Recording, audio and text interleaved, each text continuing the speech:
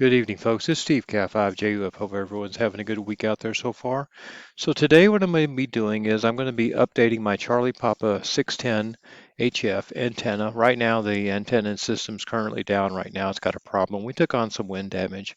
So what I want to go over today are some factors with concerning return loss and SWR and so forth, and how that impacts your effective radiated power, which is actually your power that makes it to your antenna. So I want to share with you some of the things I learned today, or at least this week, and maybe it might be some use out there. I want to go over the components of the station, gain loss factors of the station design, and of course a summary. This is the coax I selected. It's the DX Engineering. It does have the connectors installed, so whenever you use it, it'll have the connectors already installed, which is good for me, and it's going to be 50 feet, so it's pretty much the length I need. What I'm looking at is the dB loss. At 100 feet, it's 0.8 dB, and of course, at 50 feet, it'll be 0.4 dB, and I've got that I'm using that in my calculations. This is the lube I use. That's a copper lubricant you put. What you want to do is you want to typically put it in places where you have these metals come together, and that's what I'm going to do just to keep corrosion and oxidation to a minimum. This is the sealing tape I'm going to use. You can use it as to join connectors together.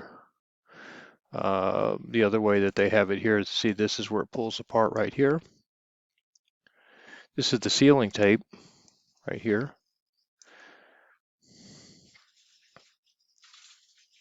These are the tie wraps I'm using. These are special tie wraps here. Right here, that's a metal clip right there. It's a very, very high reliability tie wrap. Is from Panduit, and it's UV resistant.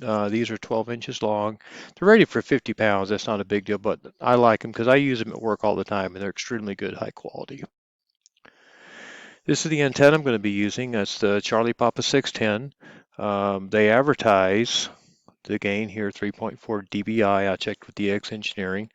They mentioned 90 ohms nominal, but in my experience, it's around 75. So what I want to talk about today is SWR antenna impedance, coax, and dB loss per foot and at certain frequencies. Return loss in dB, which is basically your power reflected back to your radio. And then I want to look at transmission loss, which is power from the radio to the antenna. I want to look at the combined coax and return loss and antenna gain. And hopefully I'll have a station with some good information. So again, on the coax, I'm calculating the decibel loss. Right now at 100 feet, they're rated at 0.08 dB, which comes to about 0.83 watts, or a factor of 0.83, which is a 17% loss. At 50-foot section, it's roughly going to be about 9% loss, or 0.4 dB.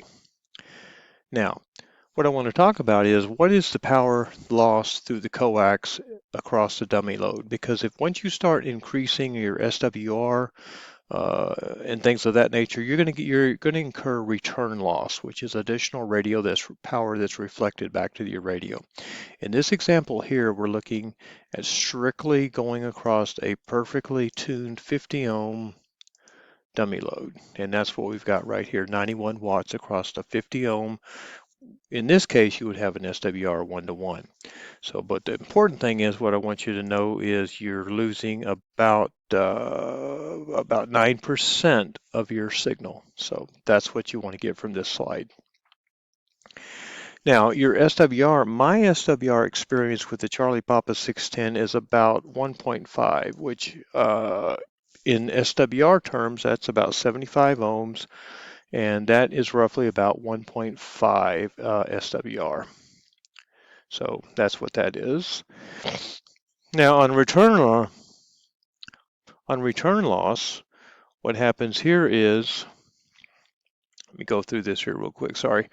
Return loss, what happens here is, what we're looking at here is, this is the amount of power that's returned back to the radio. Now what I have is based on my math calculations, I have an SWR of 1.5, which is what I'm estimating as a nominal SWR for my system.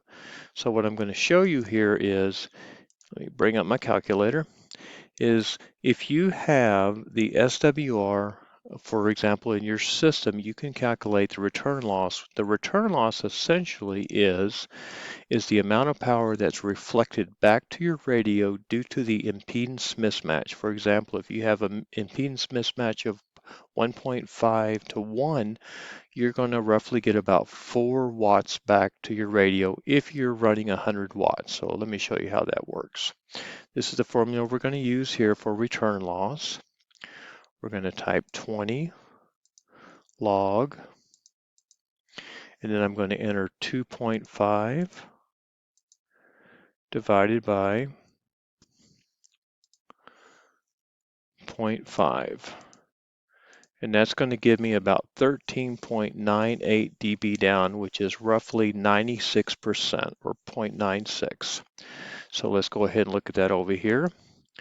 Now, with that factor right here, that number right there, what we're going to do next is we're going to determine what the reflective power is back to the radio. So to do that, I'm going to clear the calculator. And now what we're going to do is we're going to type second, hold on here. We're going to click, there we go. Okay, I had to click break there for a second. So what we're going to do next is we're going to take this information here and we're going to enter negative or negation key 13.98 divided by 10. And what this is going to do is this is going to give us a factor. And the factor is essentially 0.399. Now what I'm going to do with that is I'm going to take that, and since I have 100 watts, what I'm going to do here is I'm going to multiply that times 100. And that's going to give me 3.999, which is roughly 4 watts. So what we are saying here is essentially in this situation, when we have an SWR of 1.5, we get a return loss of negative 13.98 dB, which is what we see here.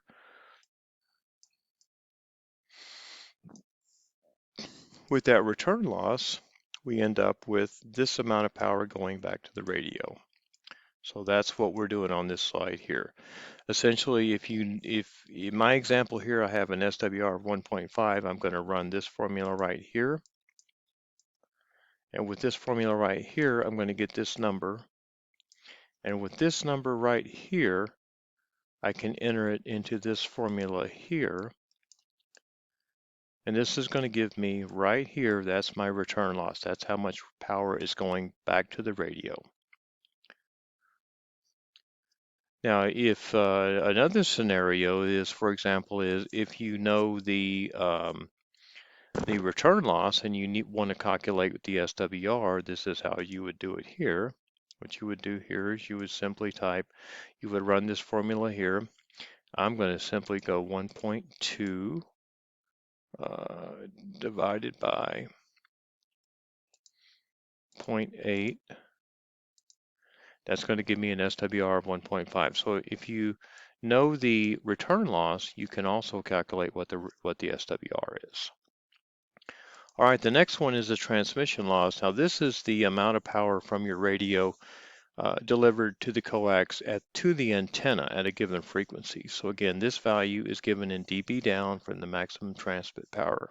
So in the below example, the power from slide 13 is 96 watts, and we can find the amount of power that's at the coax. So now what we'll do here is we'll go ahead and clear the calculator. Whoops, I hit the wrong button there. Now what we'll do here is we will go ahead and figure out the power loss, the dB down power. And what we'll do here is we'll type 10 log 96 watts over 100. That's going to give us 0.177 dB down from 100 watts. And of course, that's going to give us 96 watts, which is going to be available at the antenna. So what we can do here real quick is we can go ahead and go the anti-log, negative 1.77 over 10. That gives us 96 times 100 watts. Again, that's a factor. So you could, if you wanted to, if you were running 1500 watts, you could say 0.96 times 1500, and that would give you your, your correct value. All right, so we got 96 watts. So now what we want to look at next is just a real quick overview side by side. This over here, this is basically your return loss. This is the power going back to the radio because of the SWR reading of 1.5 that we had earlier. The transmission loss is the power from the radio to the antenna, and of course it's just the opposite. All right, so now the combined coax loss and return can be calculated to obtain the appropriate power that will be delivered to an antenna feed point. So now what we want to look at next is the power to the antenna through the coax and SWR. So what we want to do here, what we're looking at here is, I'm going to show you, is we're going to combine the coax loss, we're going to combine the transmission loss, and we're going to end up with a total dB loss, and that dB loss is 0.557. So with that information, now we have the coax loss and the transmission loss due to the SWR. Our factor right here is 87.56, and of course we have 100 watts. So if we do the math here, we do the anti-log here, negative 0.557 divided by 10. That's going to give us a factor of 0.87, and we have 100 watts. That's going to give us 87 watts. So that's what we're going to have. Now, if we want to look at the dB downside of it, we would do the same thing.